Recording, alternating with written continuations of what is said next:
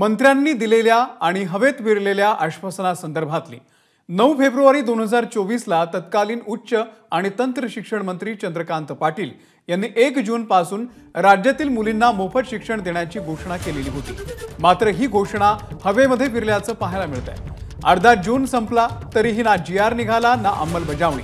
त्यामुळे विद्यार्थी आणि महाविद्यालयांमध्ये संभ्रमाचं वातावरण आहे। विद्यार्थी आणि महाविद्यालयामधील अधिकाऱ्यांमध्ये वादही होत असल्याचं समोर आलंय। दरम्यान परभणीमधल्या महाविद्यालयातल्या विद्यार्थ्यांशी संवाद साधलेला आहे आमचे प्रतिनिधी पंकज क्षीरसागर यांनी।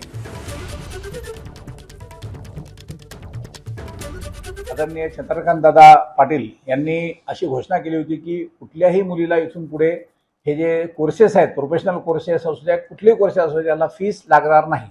त्यांनी ही घोषणा केली, पण त्याच्यानंतर अजूनही कुठल्याही प्रकारचं परिपत्रक वगैरे आम्हाला मिळालेलं नाही। याच्यामध्ये स्कॉलरशिपच्या विद्यार्थ्यांचा प्रॉब्लेम नाही, त्यांची फीस आम्हाला शासन देऊ शकतं, पण जे ओपनचे मुलं आहेत, ज्या विद्यार्थ्यांना रेग्युलरमध्ये फीस भरावी लागते, अशा मुलांचा खूप मोठा प्रॉब्लेम झाला। अशा मुली आमच्याकडे रोज येतात, रोज आमच्यासोबत भांडतात, पण आम्ही त्याला सध्या परिपत्रक न आल्यामुळे काहीच करू शकत नाही। हा एक वेगळा प्रॉब्लेम आमच्यासमोर उभा झालेला आहे। उपयोगी घोषणा फक्त करायच्या, त्या घोषणाची अंमलबजावणी करायचं नाही, असं हे दळभद्री शासन आपल्या नशिबी आलंय। आज लेकरांच्या मुलींच्या शिक्षणाचा प्रश्न गंभीर बनलेला आहे। अनेक गरीब घरातल्या मुली या शिक्षणापासून केवळ आणि केवळ पैशासाठी या शिक्षणापासून वंचित राहिल्यात। कळकळीची विनंती आहे की या घोषणा बंद करा आणि या घोषणांची अंमलबजावणी तातडीने करा। दरम्यान विद्यार्थिनींच्या काय नेमक्या प्रतिक्रिया आहेत त्या सुद्धा पाहूयात।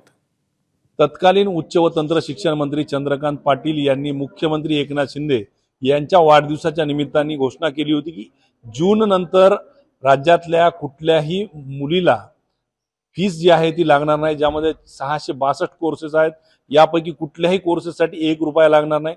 मात्र आता जून महिनाही उलटत आलेला आहे आणि असं असताना हे सर्व जे काही विद्यार्थी आहेत, मुली आहेत, या मुलींना फीस भरावी लागत आहे। कॅटेगरीमध्ये आम्हाला फक्त ऍडमिशन फीस असते आणि आम्हाला स्कॉलरशिप जी येते त्यामधून आम्हाला स्कॉलरशिप ही पूर्ण येत नाही, त्यामधून 13,000 रुपये आम्हाला कॉलेजची फीस भरावी लागते।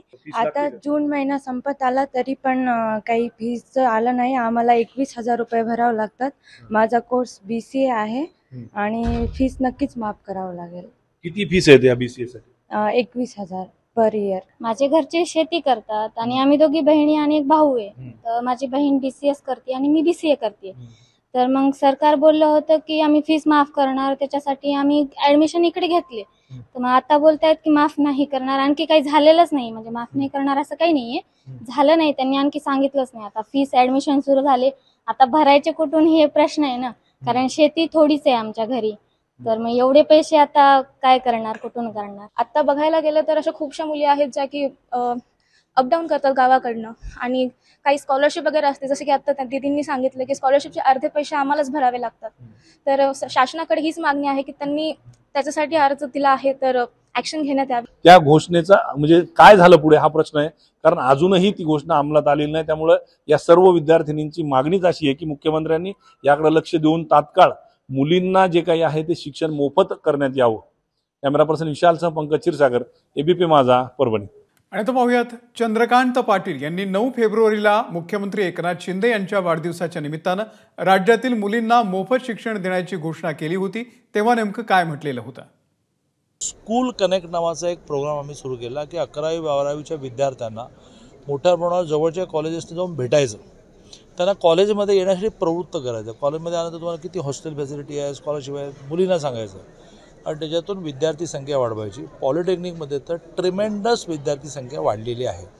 तर अशा काही गोष्टी आहेत, त्याच्यामध्ये मुलींना ही नवीन फॅसिलिटी सरकार जूनपासून देते आहे की डीम युनिव्हर्सिटी सहित, मेडिकल इंजिनिअरिंग सहित, लॉ अभी जे कोर्स आहेत, 800 कोर्स आहेत, त्या सगळ्याची निम्मी फी सरकार भरायची। 8 लाखापेक्षा कमी उत्पन्न असणाऱ्यांची, आता 8 लाखापेक्षा कमी उत्पन्न असणाऱ्या मुलींची पूर्ण फी सरकार भरेल। ABP माझा, उघडा डोळे बघा नीट।